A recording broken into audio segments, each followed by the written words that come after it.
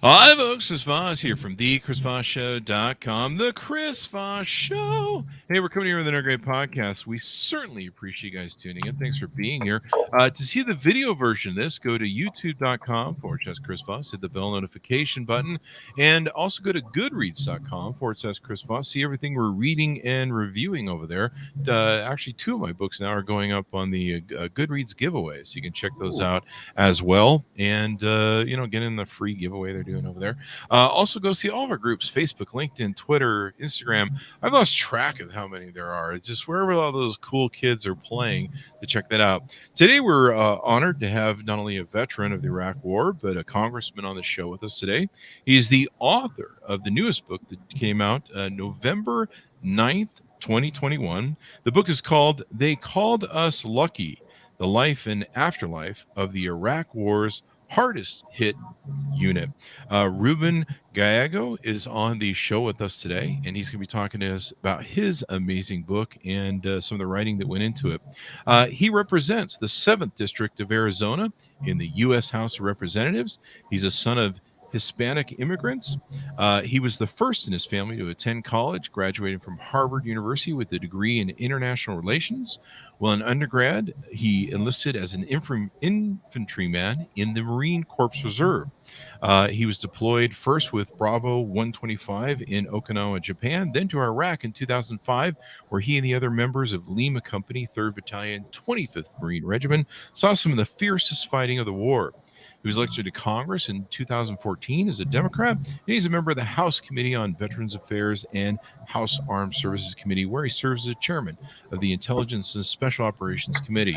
He lives in Phoenix, Arizona with his wife and son. Welcome to the show, Ruben. How are you? Good, good. Thank you, Chris, for having me.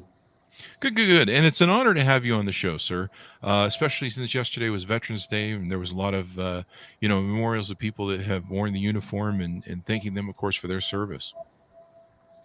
It's, every Veterans Day, Memorial Day, it's always it's a hard reminder of what a lot of us did, but we're glad that people recognize the work and service that a lot of us did. Yeah. And probably a great time for your book to come out at Veterans Day to remind people of war and some of the costs of it and some of the damage, and you talk a lot about that in the book. Give me your plugs so that people can find you on the interwebs. So you for the book, it's called They Called Us Lucky. And for my Twitter following, you could go to at Ruben Gallego, RubenGallego. Facebook is just Ruben Gallego, and we also have a Instagram that's also very basic, Ruben Gallego. The book is by HarperCollins. It's really a book not even about me; it's about the men that I serve with, men from all across the world. It really is your modern day version of Band of Brothers. There you go. And you co-wrote it with a very famous co-author. I'm not sure I know the pronunciation of his last name, so I'll leave it to you to introduce him. So Jim DeFelice also wrote American Sniper, a great co-author. I probably could not have done it without him. This is a very difficult story to write, especially just with the emotional aspects of it. But having his expertise was huge. Definitely. So give us an arcing overview of the book and what's inside, if you would, please. So essentially what the book is about is starts with the story of me, but me working and what occurred that day. And that day, I get a phone call from my former sergeant in the Marine Corps, who I was very close with, who sounded very distraught because he had tried to go to the VA, and the VA told him that he had never seen combat, and which is not an uncommon thing back in the day if you didn't have proper paperwork, and therefore they didn't give him any service at the VA, and he was kind of at the edge at that point. Wow. It sounded like he was going to do something really stupid. So I dropped wherever I was doing at work, and I got in my car and I drove from Phoenix to Albuquerque to stop him. And the whole way, I'm talking to him about our experiences together in Iraq, mostly just to, convince him that, yes, you're not insane, Mackenzie. You actually were in combat, and let me tell you all the crazy things we did together. But at the same time, also telling myself. And so that's the premise of the book. That's how we lay out the book. It's me talking to McKinsey, about our experiences, and we kind of go into different aspects of the war. Mm-hmm. And the crux of this is that this war ends up being a very hard war, right? The title's called, they called us Lucky because our initial nickname was Lucky Lima, and largely we named that because we were in combat a lot, but had seen no casualties whatsoever after 2 months of hard sustained combat. Wow. And then it suddenly turned around, and we started dropping like flies. I lost my best friend. I lost other good friends. Towards the point towards the end of the war, or our war, I should say, that 1 out of 3 of the Marines that served in Lima County was either killed or wounded. Wow. Which is a number that has not been seen since the Beirut bombing, and then beyond that, probably since the Vietnam War. And, I talk about the experiences of war, and it's unvarnished. I show you the good, the bad, the ugly. I'll show you the good, the bad, the ugly of even me. And then I also show the good, the bad, the ugly when you return from war. Because one of the things I want to communicate is that you can't just look at, war from a perspective of the general or the politician. I give you the perspective from the young man, largely, in the early 20s, that are, out there grinding it out and trying to figure out how to survive every day in a very, very hostile environment. Yeah, the stories that you tell are sobering. They're scary. There's one story where you guys were doing a teddy bear giveaway. You patrol through an area. I don't know if you want to touch on that and tell that story. Yeah, so there was we got this a massive amount of teddy bears that were donated to us, and we decided to start turning give them out. And so we went on patrol. We usually always go on patrol through neighborhoods to make sure no one's setting up ambushes. And as we're patrolling, we were giving out a lot of teddy bears. And we ended up being followed by these children throughout our whole patrol. And one of the things you do while you're patrolling is you kind of do a double back to make sure nobody's following you. Well, as we doubled back, we ran into these guys from EOD, explosive ordnance disposal. They're the guys that blow up things. And, we asked them, like, what are you guys doing here? Like, well, you guys just walked by an IED field. I'm like, well, why didn't it go off then on us? Like, because you had all those children with you. I mean, those are the kind of things that would happen in this book. And we explore that. We explore the idea of luck or no luck. We explore the idea of God in war or no God in war, and just how random it all is and how scary it is. Yeah, it's horrifying. It's touching. It's moving. At one point in the war, you were supposed to be, I think, in a vehicle that ended up losing a lot of battalion members. Yeah, that happens a lot in this book. Part of the book, I tell about the 11 times I'm supposed to die, and that's why 11 is my favorite number. And I know it's more than 11, but this 11 that stick to my head. But at one point, I am in a vehicle that rolls over a mine, and that mine doesn't go off on me, but it goes off on my friend behind me, which is something that will haunt me forever. And when you're going through minefields or anything that's not cleared, you're supposed to follow directly behind the other person, with the idea being if the first person makes it through, then the second person will make it through. Well, unfortunately, something random happened that day, and the explosion did not go off on me, but did go off on my friend and friends, and we lost that. And there was just other random things like that. I was supposed to, I was doing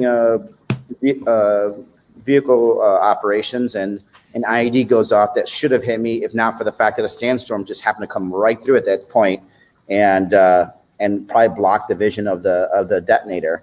And snipers missing me by inches, just things of that nature. And that's one of the things I like to explain to people, is that that's the nature of war. It is terrifying in the sense that you may be a very skilled person, but you can get killed. And one of the main characters, Staff Sergeant Goodwin, is a fierce warrior, probably one of the best Marines you ever meet. And he gets taken out, by just randomly somebody happened to gets a good luck shot. You just can't see it coming. What do you hope people get from reading your book? I imagine it's an honor to your fallen comrades and stuff for them, and putting their memory in writing. But what do you hope overall people get from the book? Well, number one, I wrote this book for my comrades. I didn't want to write this book. Mm-hmm. I mean, it took me forever just to even think about writing this book because of PTSD and And writing this book brought up so many bad memories and feelings that I had repressed. I mean, there's one portion I talk about where I had to guard over the body parts of my buddies, and there's all these dogs that are coming in to try to take their body parts, and I'm shooting at the dogs so that way they wouldn't take the body parts. But I feel bad even about shooting about the dogs. Like, I totally had repressed that, for 15 years. Yeah. And I know a lot of my Marines also did the same thing. We repressed a lot of things. We stopped talking to people about it. And we did some amazing work. I mean, we were in an area the size of West Virginia dealing with some of the hardest core insurgents. And we were in constant combat every day. And I wanted people to tell the story, hear our story of that. I wanted to hear the story of the men that died. I want to hear this one. I wanted also people to learn what real war is, not this like glorification shit that happens on all these Navy SEAL books and everyone's, a badass. Well, you know what? Not in war, not everyone's a badass. And in war, most people are just going to do the best basic job they could, and not above that, because that's really all you can do. And then, I want people to take lessons from it. Whenever we send these kids out, and they are kids, to war, you should know that you are sending a kid. Right now, when we look at military movies, it's always these old grizzled men that are in war. But in reality, it's the 18, 19-year-old kids that are in the infantry, led by 22-year-olds, right?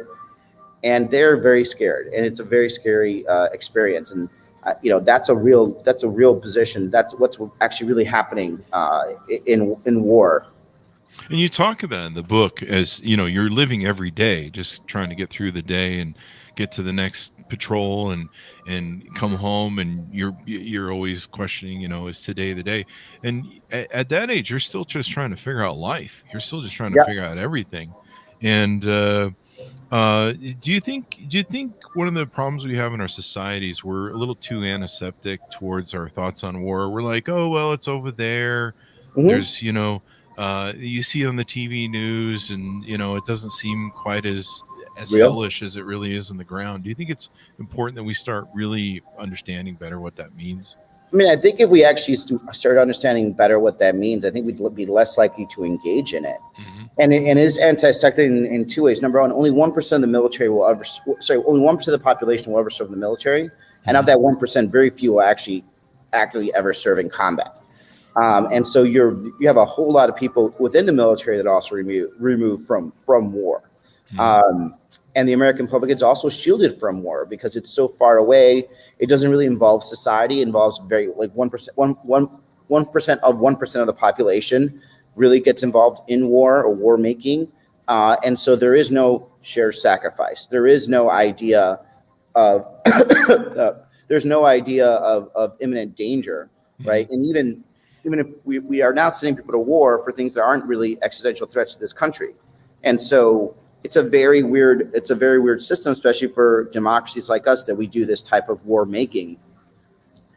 And that's why, and then it also trickles down to other areas, like the way that we even dramatize war in movies, right? And what happens is you see this amazing, sequences of events where maybe somebody dies, but we're always the alphas that can win the fight as Americans. And everyone ends up going home, and they form this great bond, and everyone lives happy ever after. Well, some of that happens, but also a lot of it happens where a lot of us end up being homeless. A lot of us end up being alcoholics or on drugs, or to self-medicate ourselves, or become extremely mad. Some of us end up, like me, with PTSD, and not having drug or alcohol problems, but having other emotional problems that stop me from really being fully who I am.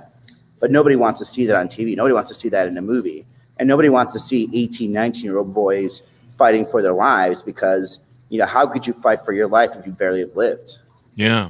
I think one of the saddest parts about this country is it doesn't seem that we support our veterans enough.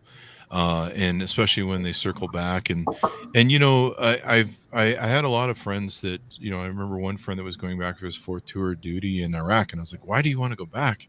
And he was so lost here without the brotherhood. And a lot of my friends that I difficult, play with, the brotherhood element, and knowing somebody has your back, and then they come here and you're lost, and you're trying to find how that works. And so you talk about in your book about going through the PTSD and some of the rest of the battalion that survived and coming home and trying to do that.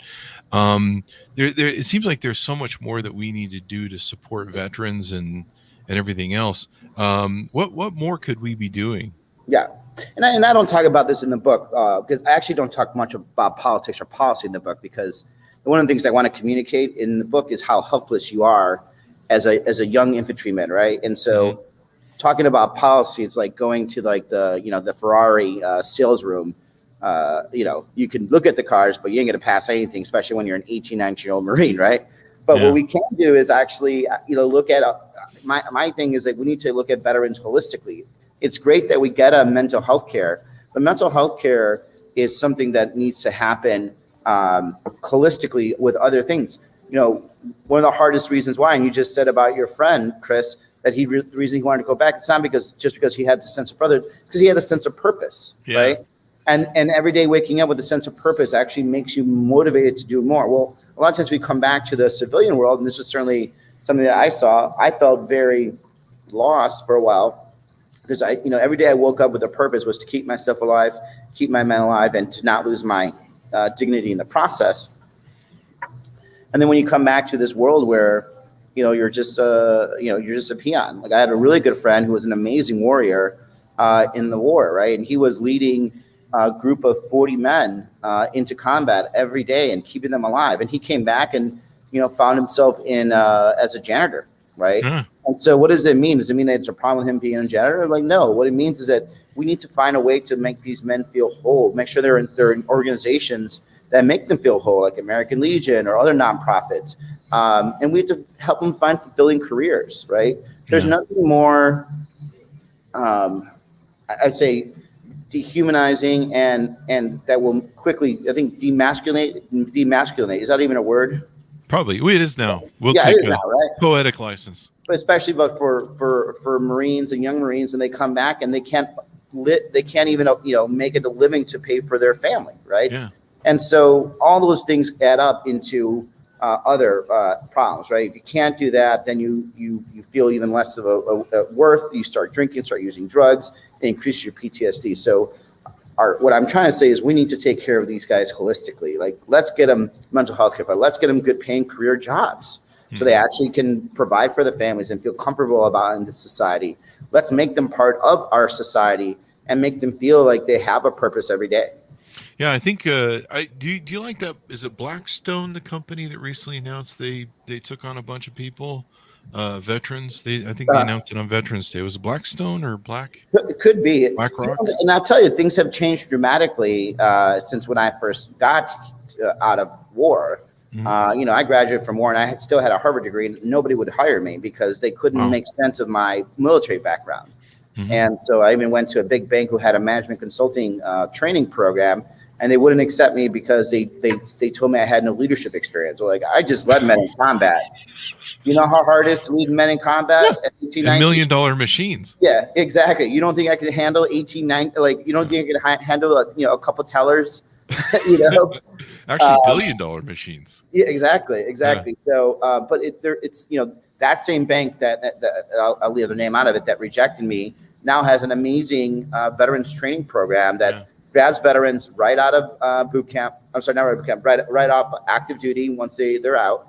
And no matter what their military occupation, we'll train them in getting them into the banking system and start moving them up into the corporate management leadership program. And that's what we need to be doing. Yes, I think so too.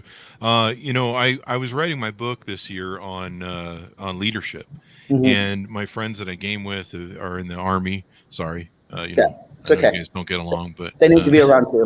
They have their space. And we were talking about them, and they turned me on to the be no do sort of thing in the military, and the techniques that the military teaches. I mean, there's really core solid leadership. This is why you guys make great leaders, and not tapping into that resource as for business and everything else is just insane. I started really studying the stuff that you guys are taught, and it's extraordinary. And remember, you're teaching young men this. A lot of them they don't even have any sophisticated college education, but they quickly become leaders. I mean, one of the things that you see in the book is that we have, once we start dying, we get a lot of new replacements. Well, as all these guys start dying, a lot of us that are still there, and still, the few survivors, we keep moving up, and we're basically replacing the people that died. And it's one of the great lessons about being a good leader is that you need to be training your replacement all the time, right? Yeah. And in the Marine Corps, that happens. The guy below me knew my job, and the guy above me knew that I knew his job, to the point where when shit hit the fan, we could take care of it. And no matter what, if I have to give any advice in terms of leadership development out there, is make sure that you train someone to be you, right? It's okay for you to be replaceable. You're a good leader if you actually have people that can take your spot. Yeah. One of my Army friends who actually served in Iraq, I think in the same time you did, he was asking what more can just the American public do to support our troops? Do we need to reach out more? Do we need to, everyone says, thank you for your service. I've seen some members that are angry about that. So I always feel like maybe it's a little cliche. I don't get mad about it. I mean, it's just like, It is what it is. I can't, look, don't send us to stupid wars. I mean, that's step number one, right? Yeah. And if we end up in a stupid war, don't keep us in that stupid war for 20 years, right? Yeah. I don't even think Afghanistan was a stupid war. I think actually that was a justified war. But we were in Iraq for far too long. We were in Afghanistan for far too long. Mm-hmm. But do that, right? Because I get fed well. Maybe we could get the lower grades of men, men and women could get paid a little more.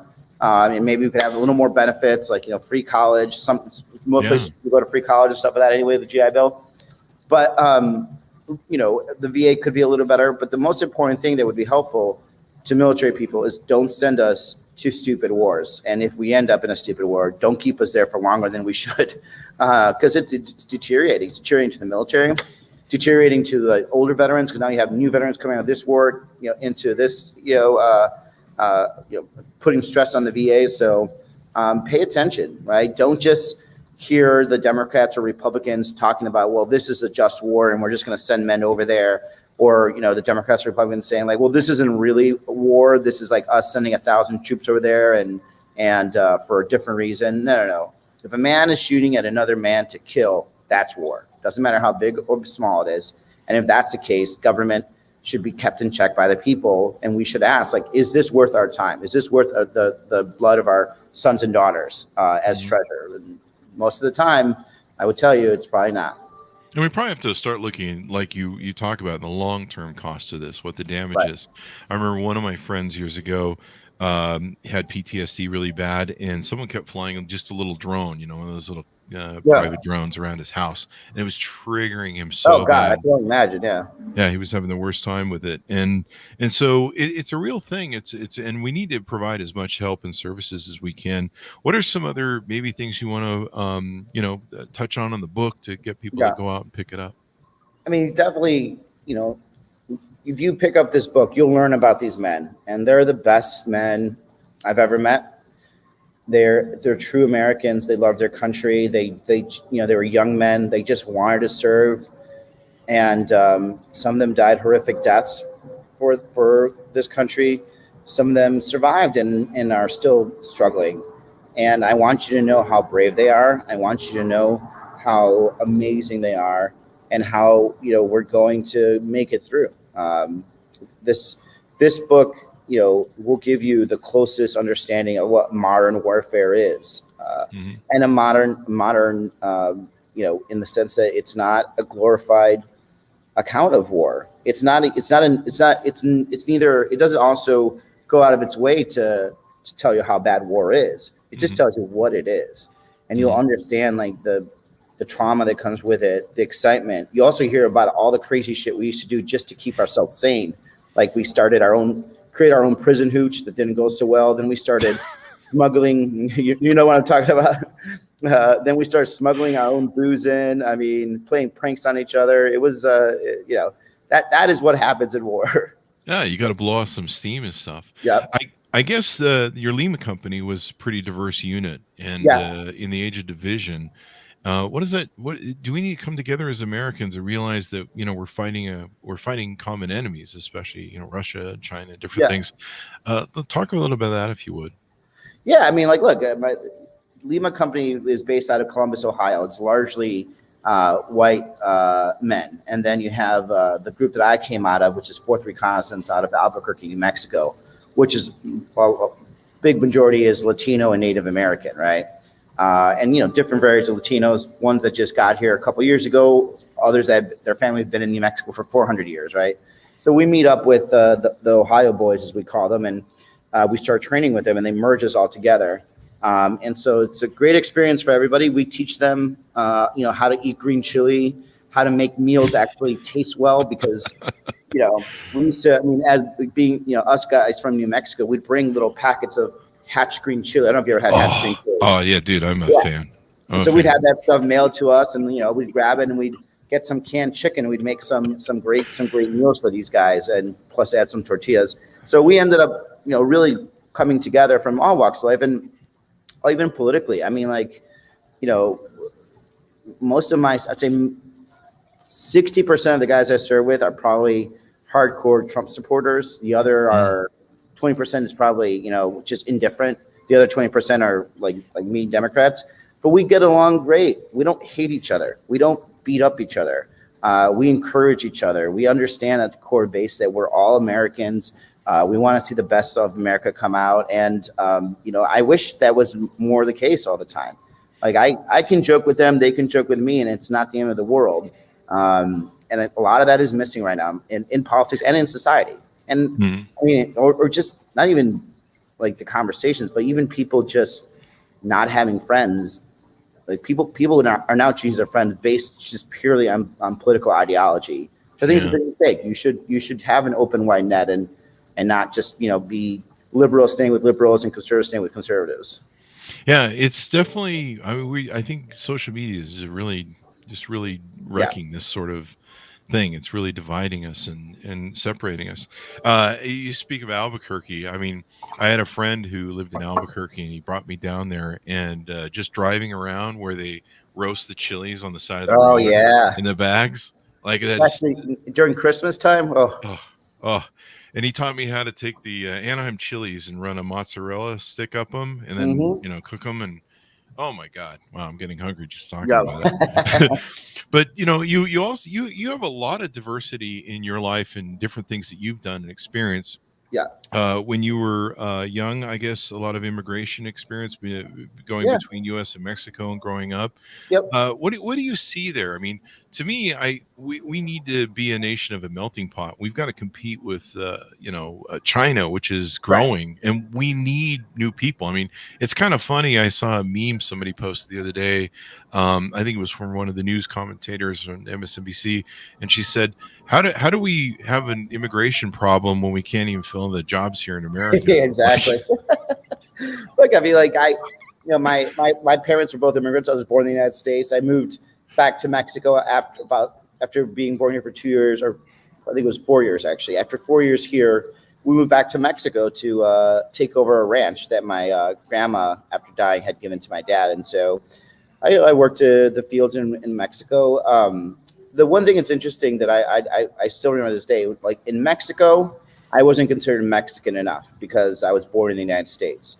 In the United States, growing up, especially among like my classmates, I wasn't considered American enough because my parents were immigrants. And so it's a very interesting experience for me, always kind of living in both worlds where, I think I'm 100% American and have zero doubt about that. But, I grew up in a world where work was a part of life every day, right? And sometimes I had to go to work with them, wake up at 4 a.m., go to the work sites and start, hammering and screwing in drywall. And then I was there moving around lumber for money.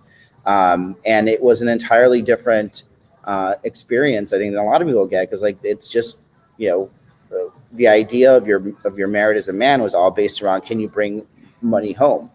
And it's actually, now it is, more apparent that we do have a big problem in terms of skill set, talents, as well as just pure labor. Yeah. And I don't understand why we don't. And I know why I actually understand, because it sounds stupid as me being a congressman. I understand, but why? But I don't understand why some of my colleagues don't create a system where we can just bring in the people that want to work. Yeah.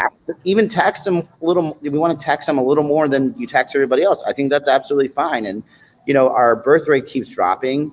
Yeah. If we have a birth rate that keeps dropping below replacement rate, then you're going to have an economy that's not going to grow. And if we don't grow as a population, there is no way we could continue to live off, the all the nice stuff we get to do now by being able to, borrow money and being able to live, these middle class lifestyles. So I think there's ways to do this that are just simple, but we get caught up in the politics too much versus instead of just, giving people background checks, making them pay $10,000 to come to this country legally, and then moving on from there. Right now, when a person wants to enter this country illegally, we'll probably pay a coyote somewhere between $40,000 and $50,000. Holy crap. Yeah. So imagine what we could be doing for only $10,000. Cut that trade right out. Yeah. Yeah, exactly. Get out the middleman. It's like the drug trade by making drugs legal. You just cut it out. It's interesting to me too. I think the meme was how can you claim immigrants are stealing your jobs if everyone's leaving the jobs and there's 10 million jobs that are out there? You talked about how your training was really important to you in January 6th, and you were in session during that time. Do you want to touch on a little bit of that? Yeah, I mean, like what I didn't have a weapon on me, but what it really helped me train was to keep focused, keep laser focused, keep my cool, and then start thinking about the order of operations, what needed to happen. So as soon as I knew that we were surrounded, I knew that there was at some point going to either be two things. Number one, it's going to be evacuation, or there's going to be someone's going to break in, then we're going to have to fight. In order for you to be ready to fight in that scenario, I needed everyone to be calm, collected, and moving in the same direction. So once they told us to put on a gas mask, I that particular gas mask I didn't know, but I knew in general how gas masks works because of the time in the military. And so I did it, and then I realized that people didn't even know how to open up these things. So I started going around giving instructions, much like I got taught in the Marine Corps about how to give instructions. I got on a desk so people could hear me. I went step by step of how to do it, and then I started giving a very, I say a tutorial. Eventually, I started, organizing some of the men on the floor, the younger men, in case we had to fight our way out, right? And talk to them about what we'd have to do if, like, someone approaches us and we don't have a weapon. The best thing we could do is we have to stab them, and I told them places where to stab them. Stab them in the eye, stab them in the neck, and keep doing it until you get their weapon. And giving that kind of direction sounds scary, but there's nothing scarier than when you're in a fight, having people around you that aren't in the fight or can be in your way, right? So the most important thing too, and when I remember, at least in my day, especially when the replacements came, the guys that replaced the guys that died, first time we hit combat, your natural state as a human when combat hits for your first time is to be in denial. And then after that, it's to hide. The last thing is actually to fight. Right. Yeah. So it's actually really important to have somebody there that snaps you into that place. Right. And so there's one in the book. I'll talk about a guy who ended up going on and getting a Bronze Star later on. But I basically have to grab him and move him up and down because he's freezing. Right. Mm-hmm. Drop him to the ground of the AV, pull him back up. Tank round goes out, drop him off. And then we kick open the door and I take him and drag him through a house. And I had to do that because he was not taking. He was still frozen, right? Yeah. He wasn't in the moment of combat. And so the most important thing I was trying to do is get people in the mentality that this is going to happen, right? Wow. If you don't get someone in the mentality that, it's about to go down, by the time the aggressor comes, it's too late. Yeah. Right. Yeah. That's extraordinary that you had to have that discussion in that moment. I mean, it was necessary, but I didn't, not a lot of members have talked too much about what was going on inside that building. I was sitting and watching it, and I started just having my heart was just seizing from anxiety and anger, and I finally had to go lay down. But I wasn't in a million years. If you would have asked me if that body would have ever been under attack like that in any way, shape, or form, I never would have imagined it in my wildest dreams. Nope. Same. You would have thought that was being the safest place on the planet Earth, and it was quite extraordinary. I remember we had Peter Struck on. And about a week before on YouTube, somebody had put on a comment on the video that said, "This is BS, and we're coming for you guys on January 6th." And it was pretty chilling, and to look back on now. And then we had Tom Hartman, the radio host, come on Yeah. the show. I think about a week or two after January 6th, and he goes, "You know what they call January 6th?" And I go, "I don't know what." And he goes, "Rehearsal, warm up." Yep. Yeah. And so, if you studied fascism and authoritarianism over the years, and of course, we see this increase in violence, it's quite scary and quite, it's getting pretty out of hand where people are willing to go into violent means. How do you guys see? I'm not even sure what I'm asking here, Yeah. but what do you guys worry about fascism and authoritarianism rise? Yeah. More and more it comes out with the January 6th Commission that we really Right. came close. We're not immune to fascism. We're not immune to authoritarianism. We just haven't had it, or we haven't had it in a long time in a manner that we understand. I mean, there could be some arguments about when we didn't allow women and African Americans to vote, whether that was a certain level of fascism, though it was through democratic means, right, or somewhat democratic means. But we're not immune to it. I mean, we came pretty close on January 6th. I don't know how long lasting it would have been. It would have, I think, caused a lot of trauma to this country. I don't think Trump would have won the day, but it doesn't mean that it can't happen in the future, right? Mm-hmm. And it doesn't mean that we don't have the vein that could be tapped at some point in the future. And for someone that's smarter or more organized, it could probably do it. The best, in my opinion, just reading historically, the best way to fight against authoritarianism and fascism, or any type of that type of I would say exertion of power by strong men or strong women, is to make sure that you have very strong democratic institutions that could withstand those blows. And number two, that if you want to push back on it, the only way you could push back on populism is by stopping what is creating the anger and the fire within populism. And look, there's a lot of people that are pissed off that they've been poor for a while, and I think that lends itself to this type of work. And there's a certain portion of the population that it's all about race. I don't think you're going to be able to deal with that factor, except maybe talking to them a lot and communicating to them that this, yes, is still your country.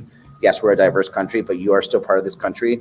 But for a lot of people, it's a lost cause. But yeah, we do think about this. In my opinion, when it's a very dangerous situation where we allow so many people to be in poverty, and without any ways out, they're going to look for excuses, and sometimes they find the excuse in violence. Yeah, and violence, the rise of violence is just scary, kind of where we're at in this country and where you see things going. Well, I think one of the most important lessons we can learn from your book is we need to come together as Americans and support each other and work together and realize that we have very common enemies who seek to destroy us and are just having fun with what's been going on the last 5 years. And I think between China and Russia, they sit and have drinks and go, look at what's going on over there. We did that. So they have very inexpensive weapons to get at us, and that's just turning ourselves on each other. Yeah. Well, it's been wonderful to have you on the show, Ruben. Anything you want to touch on before we go out? Again, They Called Us Lucky. You could find that on Amazon. You could find it on your local bookstores, indie bookstores, Barnes and Nobles, everywhere. Really appreciate you guys looking at it. I hope you'll learn something about these men, these wonderful men that gave so much to this country, and how reflective they are of this country.